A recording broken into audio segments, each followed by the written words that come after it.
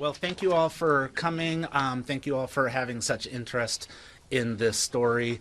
Again, my name is Mark Prokesh. This is my law firm, and Zena and Mary have joined me to talk about Liam and his dad. I have a few comments I'd like to talk about, and then Zena and Mary would, and then we'll open it up for some questions if you would like, which I'm assuming you will.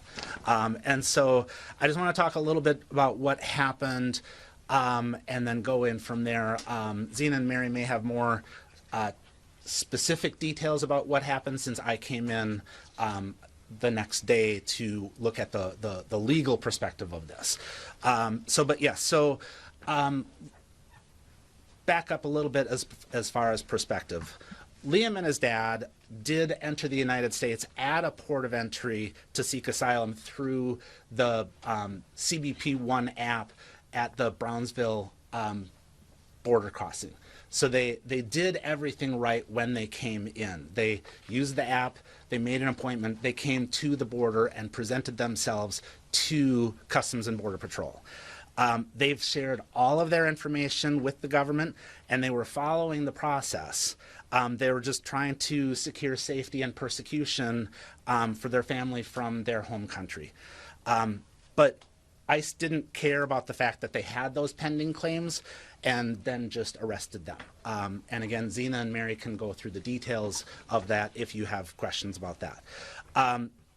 My big concern here is that, the fear that was generated, the terrorizing of the children and the community, that's just horrifying. But we've now learned through the help of Senator Tina Smith that Liam and his dad are in San Antonio, Texas at the Dilley facility. Any people that remembered the children in cages from 8 years ago, that's where the government holds family units. We know that detaining children and families is wrong. Immigration violations are civil in nature, and so how can you justify incarcerating a child because of a civil violation, which again is not even accurate here because they entered lawfully through the CBP-1 program. And this family was not eluding ICE in any way. They were following all the established protocols, pursuing their claim for asylum, showing up for their court hearings, and posed no safety, no flight risk, and never should have been detained. A couple of things also that we'd like to make known. According to the Wall Street Journal, officers are being rewarded for making arrests, even if the immigrants are later released. So this is reprehensible. This is basically giving ICE officers that ability to just go pick anybody up because then they get their little bonus. So for years, we've been speaking out about the inhumane practice of detaining families seeking asylum. Detention of families, parents, children who pose no flight risk, no danger to the community is simply inhumane and unacceptable. Family detention is harmful to children and their families. It inflicts mental health trauma, subjects people to inadequate medical care, and prevents them from accessing legal counsel. That's why they were flown down to Texas. Our laws are clear. If you express a fear of returning to your home country, you have the right to a credible fear screening, and if you pass the credible fear screening, you have a right to pursue your asylum claim before an immigration judge. And that's where we are at. We are in the process of pursuing our asylum claim. Being detained, it impedes their ability to work with their attorneys. It makes it more difficult to obtain the evidence that they need to support their claim, and finding expert witnesses and all of that help to support their claim. And lastly, just a couple of things about the ICE enforcement that we've been seeing in Minneapolis. Law enforcement operations, they must prioritize public safety and respect for civil rights. This rapid buildup of enforcement it's clearly sacrificed proper training, and there are diminished standards for the work being done.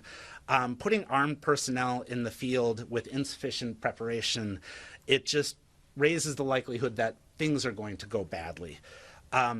So we're urging lawmakers and agencies to review those policies governing enforcement actions. We must be avoiding targeting or endangering ordinary residents, immigrants, our friends, our neighbors. And we've seen what happens now. There have been multiple violent encounters, including these federal agents, and in multiple cities, and that's just not acceptable. And finally, we do recognize the need for immigration enforcement, but it must be measured, accountable, proportional, not endanger communities, and lawful. And with that. Thank you. Good afternoon. My name is Zena Stenvik, Superintendent for Columbia Heights Public Schools. A little bit about Columbia Heights Public Schools. We educate and care about all of our students. Our top priority is the safety of our students, staff, and their families. Our mission is to create worlds of opportunity for each and every learner where all belong and all succeed. Our focus is on educating our children, not politics. Everyone who passes through our doors is a valued member of our community. Over the last few weeks, ICE agents have been roaming our neighborhoods, circling our schools, following our buses, coming into our parking lots multiple times, and taking our kids.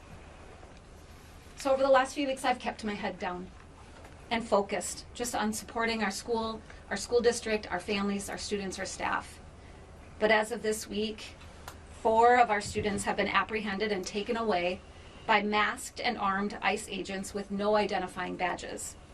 So we decided it was time to speak up and share what's actually going on. The onslaught of ICE activity in our community is inducing trauma and is taking a toll on our children, taking a toll on our families, our staff, our community members. This surge has changed nearly everything about our daily lives. It's clear to me that there are multiple paths immigrants take legally to live and work in the United States, such as sponsorship, seeking asylum, refugee status, or temporary work permit, among others. You're the expert. The young boy Liam and his father, who were taken yesterday, have the documentation. I saw it with my own eyes when I visited the home. With that, I'll turn it over to Chair Graham. Thank you. Hi, thank you all so much for being here. My name is Mary Grandland, and I serve as the school board chair for Columbia Heights Public Schools. Our city is known as a city of peace and was named an All-American City in 2016. We are a small working class community. I've lived there for almost 20 years, and it's a pretty great place to live. And our children should not continue to be surrounded by masked agents brandishing large guns in our neighborhoods and at their bus stops. We want to thank our community and the staff for all of the extra time and energy they've been dedicating to our impacted students and their families on top of their everyday duties. We're lucky to live in a place where the community has wrapped their collective arms around our neighbors. From elected officials to clergy to teachers to community leaders to moms and dads and uncles and aunts, and big brothers and big sisters, and our local police department and first responders. Everybody has worked really hard to continue to make Columbia Heights as safe as it can be during this time. But we've also learned who keeps us safe, we keep us safe. The sense of safety in our community and around our schools is shaken, and our hearts are shattered. And honestly, at the end of the day, children should be in school with their classmates. And we want to focus on the purpose of educating our children. That is why we are here. That is why I was elected. Our schools and communities must be safe places for children and families to thrive. And we need a diplomatic pathway out of this situation. And we are seeking a peaceful resolution, and we need your help. Because at the end of the day, we have whistles, and they have guns. Thank you. We'll take time for some questions now, and if you can, ask who you're directing the questions to. Again, Mark, Mary, Zena, so that we can each respond appropriately. Mark, can I ask you a couple of things? One is, I wanted to just put in your ear, I don't know if you heard this, what J.D. Vance said and the way he described what happened with this family. He said that he went and looked up and researched what happened. He said, what I found was that a 5-year-old was not arrested, that his dad was an illegal alien, and then they went to arrest his illegal alien father, and the father ran. So the story is that ICE detained a 5-year-old. Well, what were they supposed to do? Are they supposed to let a 5-year-old child freeze to death? That's how he described what happened. What do you think of that? Well, first of all, what I'll do is we'll tag team on this answer. So I will answer that, as I said, these are not illegal aliens. They came properly, they came legally and are pursuing a legal pathway. So that's just not accurate. As far as what actually happened, I'll turn it over to Mary. Yeah. So I was on my way to get my own children from school, and I heard the commotion and saw all the people. And as I got out of my car and came around the corner, I heard, "What are you doing? Don't take the child." His mom, like, there are people here that can take him. There was another adult who lived in the home that was there saying, "I will take the child. I will take the child." Somebody else was yelling. They saw that I was there and said, "School is here. They can take the child. You don't have to take them." And there was ample opportunity to be able to safely hand that child off to adults. And mom was there. She saw out the window, and dad was yelling, "Please do not open the door. Don't open the door," because of the other picture that I'm sure you've seen, where there's a little boy knocking at the door with an ICE agent looming over him. And just the second question is, are you accusing ICE of using children as bait? Yes, I mean it's very clear from the pictures, from the videos, from firsthand accounts. I was there. This is what happened. Yeah. One thing we know to be true, because again, we've had 4 students taken, and at least one of our 17-year-old students who was taken, when she cracked open the door, the agents pushed their way in and then apprehended the child and whoever was else in the apartment. So it's been, unfortunately, over the last few weeks, pretty common knowledge about not opening doors because they're pushing their way in, or I'm sure you've all seen multiple examples of like not tearing down doors, which is something that we had happen in Columbia Heights today at a home of 5 of our children. This is for Mark. Just to be clear, have you had any contact with the boy or his father since they were taken into custody? Or We have not had direct contact. We've had indirect contact. We've been trying to set up calls with the Dilley facility, but it's notorious to get that call time. So we're working on it, and we've had indirect contact. And just to clarify, were you working with this family on their asylum case before this incident, or were you just called in after? I was just called in afterwards. I've been working on this for 36 hours. Mark, can you tell us whether the family, whether the father and son, do you know from the conversations you've had with Senator Smith or other, whether they're being held together or if they've been separated at the facility? I believe that they're being held together because that's the point of the Dilley facility. It's a family holding center. But I can't 100% confirm that. But I believe that they are together. For the superintendent, DHS is pretty forcefully online responding to articles both locally and from international outlets that are taking your words about this situation and calling those journalists, and by extension you, liars about this incident. To the best of your knowledge, do you know if their version of events is accurate in the idea that Dad ran away when ICE was there and Liam was left alone in the driveway? So I haven't seen any of those articles at this point, so I don't have that background. I will say there were when I arrived on scene shortly after Mary was there were several people on scene. So when I exited my vehicle, I immediately said, "Where's the child? Where's the child?" That's what I was there to do, is to collect the child and return them safely to school. And so there were people there videotaping or videoing it. I wasn't there. I would perhaps. Our local officers in Columbia Heights Public Schools, they all wear body cams. So perhaps the ICE agents could share their body cams or review their body cams, and they can actually show on video what happened. So we have photo, there are bystanders there, we have video. Follow-up question to that. DHS in a statement said that the mom refused to accept custody of the child and that the dad insisted that the child go with him. Have you had any communication with the mom to corroborate whether she did say she wanted to keep the child, or if what DHS is saying is true, that she refused to accept custody of the child in this situation? So when we entered the home, it was really to provide support to the mom. She was obviously very distraught, very terrified. It wasn't an interview type situation for her. We were just there to provide support. I've heard that that the father perhaps, I've heard that there's accusations that he perhaps fled. Everything I've heard is that he was handcuffed in the driveway. And what we saw when we arrived on scene was the father's car in the driveway still running. Mm-hmm. So the car wasn't turned off. So. And then just a quick question for Mark. You said that they legally came to the United States or applying for asylum. What year was that when they came to the U.S.? 2024. Is that the entire family or just Dad and Liam? Well, right now I'm focused on Dad and Liam. And where originally are they from? I'm sorry? Where are they from? Ecuador. Question for each of you, if it's okay. Mary, if I can start with you. Nicole Scango with CBS National News. It sounds like you were saying school is here when you first saw ICE agents taking the father into custody.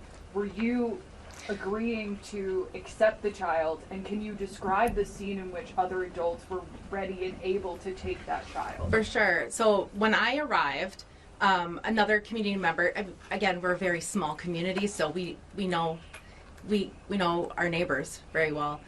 And somebody else saw me and said to the agents, "School is here. The school is here. They can take him." And I said, "Yes, I'm here. I am here. I can help with that."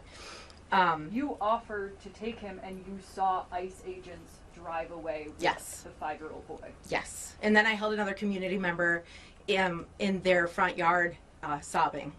Liam's they mother say was anything to inside you? the house. Did they, like, when you asked them why they were doing that, did they say anything, talk to you? So, I don't remember if they did say anything back to me. There was a lot of yelling, and there was a lot of people, making a commotion. And so all I can speak to is the part that specifically that I heard and my response Sorry to to that. clarify, Liam's mother was inside the house.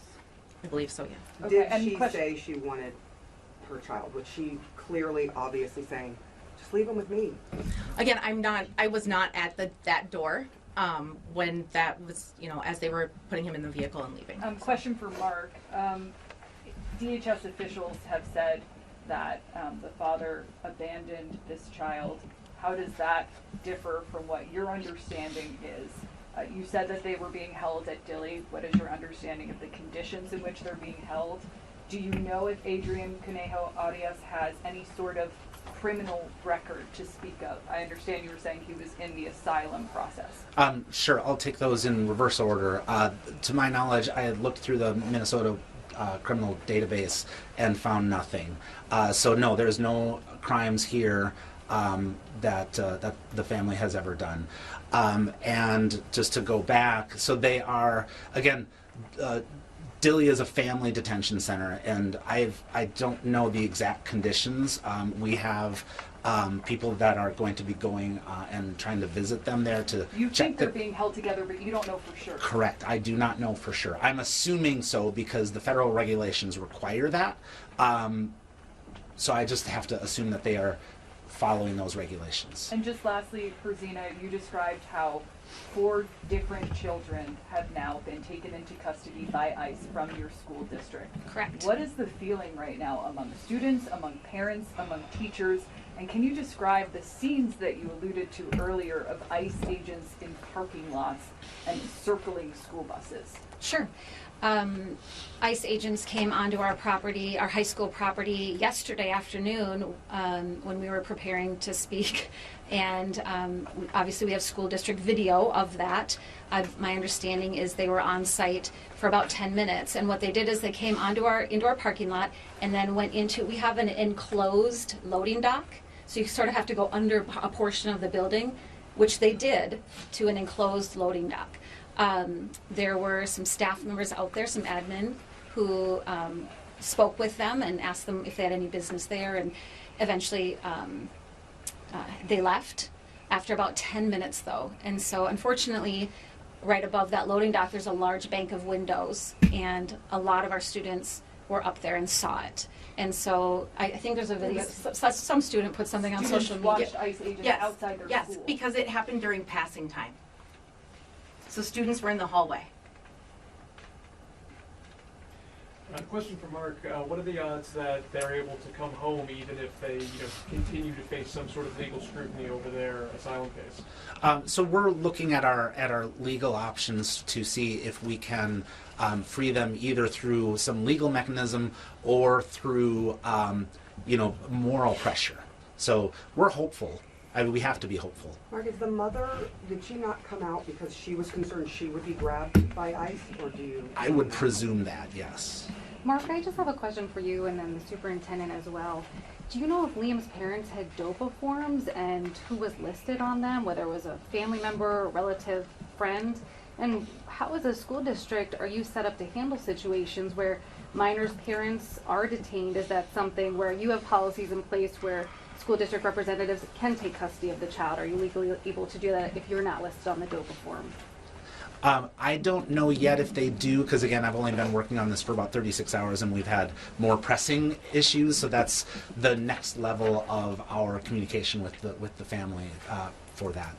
Do they have other children? I'm going to finish that question. Our school district started working on this a year ago, actually, and there are community law firms that came in pro bono and provided know your rights trainings to our families and provided those DOPA forms to our families. So those are available out there for people to take. Generally, they're not listing school district staff as the recipient. There's generally someone else. I have gotten some inquiries about would that be okay. And so, of course, we have to follow school district policy and state law and all of that. And but I think the comment about would we take Liam into our custody, we wouldn't take him into our custody at the scene, but we could take him back to school and care. And that's, that has been typical of, anytime after school when a parent is late to come picking their child up or something like that, we can hold on to the child until we find, because of course we have the emergency contact list. We would know who to contact if a parent isn't available. Just for clarity, you have said that you believe that ICE is using children as bait. How so, and in what way are you saying that they were trying to use the child to get the mother to come out to take her into custody? And have you seen any other situations where they've allegedly used children as bait? I haven't seen any other situations in that case, but when I came on scene to assess the situation, that's the information that was relayed to me. If you watch the videos that are out there, there are 7, 8 agents all around. I would infer that the mother was probably fearful to open that door, and I've heard on the video the husband telling her to not open the door for fear. So the husband could see what was happening. He was right there. We've all seen the photo of the agent there. So, yeah. But that's what you mean by using as bait, by knocking on the door and trying to get the mother to come out? Correct. Do you have any knowledge if the family has any plans to go to Texas to see them or try to get in personal contact with them? At this point, not yet. Again, I'm focused on this urgent need of a 5-year-old in ICE custody. Right now, that's my focus. What do you want people to know about this family, about Liam?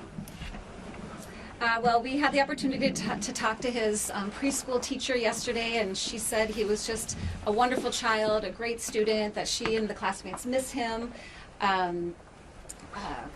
My quick, assessment of the family, when I walked in to the house, immediately to the left, there was a huge teddy bear and, lots of things available for children to play with, things that you would expect to see. So that really struck me and caught my eye when we walked in. Yeah. Can you tell us anything about the other 3 students who were apprehended? So I'm not releasing names. I don't have permission to release names. One was a 10-year-old child who was apprehended with her mother on their way to elementary school. She had been with us since she was in kindergarten and is now in 4th grade. So just imagine, think back to your kindergarten teacher, right? Kindergarten teachers love their children forever and ever. And so all of the teachers in that school were shattered. It was a very difficult day. And then it happened again and again and again. So the other two, I mentioned the 17-year-old in the apartment, and then on the same day that Liam was taken, that morning, a 17-year-old boy was taken from his car on his way to school. The kids just want to come to school. They want to be in school. We want them in school. They want to be in-person learning. They thrive. They're happy in school. So like Mary said, it's a really nice community, tight-knit community. Yeah. Can you say more about the incident you were mentioning, busting down the door with 5 students? I don't have a lot of information. It happened today. And I can verify it because one of my principals went to the address to check on the family, that the door was broken down. I believe it might be a multi-family unit. And so when I looked up the address, I have 5 students currently residing at that address. The other 4 students detained, do you know what their status is, where they are, if they're still in custody, if they've been The other 3 relocated? students detained. I know that the 10-year-old was taken to Texas as well. I don't know which facility. And the 17-year-olds, I don't know. Mark, can you speak to the asylum request by this father and son? What were they fleeing in Ecuador? What were the circumstances based on your understanding? That I'm not willing to talk about because asylum claims are confidential. Do we know if Liam's mom is a U.S. citizen? I'm not sure I'm ready to talk about that either. Right now I'm focused on getting Liam out of ICE custody, but thanks for the question. You speak to the fact that they're in Texas right now. How challenging does that make this for you versus if they were detained somewhere closer? And you alluded to this earlier, but why do you think ICE officials moved so quickly to transfer them to Texas? I just saw a report that just in Minnesota in the past few weeks, immigration lawyers have filed over 300 habeas petitions in the state of Minnesota. And with a habeas petition, you have to file it in the jurisdiction where the detained person is. And it makes it a lot harder for lawyers to file habeas petitions in Texas when we're up here in Minnesota. And so that's presumably the strategy for moving them that quickly. When I'm dealing with the courts, I can work with the courts from a distance. But when I need to communicate with my clients to talk them through the process, that's where it gets difficult. So if they live in Texas, that's fine. I can communicate them by phone, Zoom, email. But when they're detained, I'm at the whim of the detention facility's controls about when and how long I can talk with them. Have you already filed a habeas petition? No. Or do you plan to? That's part of our legal strategy. We're working on the best solution for them. Can you talk about this? Can you talk about some of the kids? Can you talk about some of the kids? Like, what are they asking the teachers? Are they noticing their classmates' absence? What are they asking you guys? So we are trying to provide a normal school day as best as we can for children. It is challenging. There are children who are absent. The other week, I had to direct staff to hold indoor recess instead of letting children out because there was ICE activity, and of course now there have been gunshots in the state of Minnesota when there's ICE activity, and so if it's happening near our playgrounds, I will bring them in so that there's no risk for our children. So I went over to that school and talked with some of the kids, and I did have a child who's maybe 4th or 5th grade say, "Are we having inside recess because of ICE?" And so even our youngest children are aware of what is happening all too well. I mean, they see it, we see it far too often on a daily basis in our community. Well, Superintendent, I know that we've talked about the Vice President's comments here, but while he qualified it by saying he knows that it's always a difficult situation when a child is involved and mom or dad are both in his view, need to be arrested by law enforcement. He acknowledged that's tough, but he also effectively said that he didn't have a problem with how this went down once he did research into this specific issue. What would your response to him be if he's listening to you tonight? We've had 4 children taken from my school district, and that's far too many. That's 4 too many, right? We would like to focus on teaching children and providing learning opportunities for children. That's our main focus. So I don't get into the politics. We really just want children to be reading and writing and learning science and all of the subject areas. And so that is what prompted me to speak out, is because I had heard that the approach was supposed to be targeting hardened criminals or violent criminals, and that they weren't targeting children. But when I see them at bus stops and circling my schools, like up and down the street, I have seen it with my own eyes, the same people. In gear, in tactical gear. Yeah. So that's what prompted me to speak out. I mean, I this isn't what I aim to do. I just aim to be taking care of our children, right? And I would like to be able to do that. And when children and their families and my staff are fearful, I'm telling you, it's really taking a toll. Have there been any clashes between, like I drove past the school today and there are police everywhere. Have there been any clashes between local authorities and federal agents? Not to my knowledge. I don't not to represent my- the police department, yeah. but not to my knowledge. Not that I've heard either. Are you in touch with other school districts that are dealing with this? I mean, you're obviously the first to publicly acknowledge this, but what has that conversation been like? Yeah, actually the superintendents here in the metro area and across the state of Minnesota are very close. We have a Minnesota Association of Superintendents organization that works together, and we definitely have these conversations. My understanding is that Senator Kunesh will be having a press conference on Tuesday at the state capitol and has invited school officials to be there. Superintendent, you talked about keeping kids inside during recess Yep. Because of ICE activities. We've heard, of parent patrols outside of schools. Can you talk a little bit about what's going on outside of your schools during arrival and dismissal times? Have you had to call in local law enforcement to help with that? And also earlier this month, the governor said that he was considering whether there should be a state presence at schools to help ensure students get to and from school. Is that something that you would want to see the state take action on? And I'll just say that'll be the last question. Thank you, Kristen. So I communicate regularly with our local law enforcement. They mentor and coach our basketball team. They have open gym with our students. They do cooking competitions with our students. So we're in regular communication, and they're very supportive. And at the same time, we understand what the line is, local police department versus federal immigration, right? They're around because we have a youth outreach officer whose office is in a city-owned portion of our gym, I guess is the best way to describe it. So they are around on a daily basis. Particularly our one officer, who is a graduate of our high school, by the way, very proud. With his therapy dog. We do have parent volunteers who have, of their own accord, chosen to be more present at arrival and dismissal. We also have had a number of staff who, again, of their own choosing, have been more present at arrival and dismissal. And as for the governor's proposal? Last question. Yeah.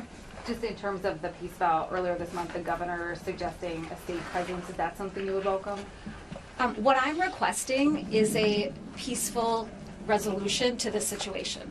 So I'm not requesting state officials to come to the school district. I'm requesting that we find a peaceful resolution out of this situation. Diplomatic and peaceful. That's what I'm requesting. Thanks everybody for your interest.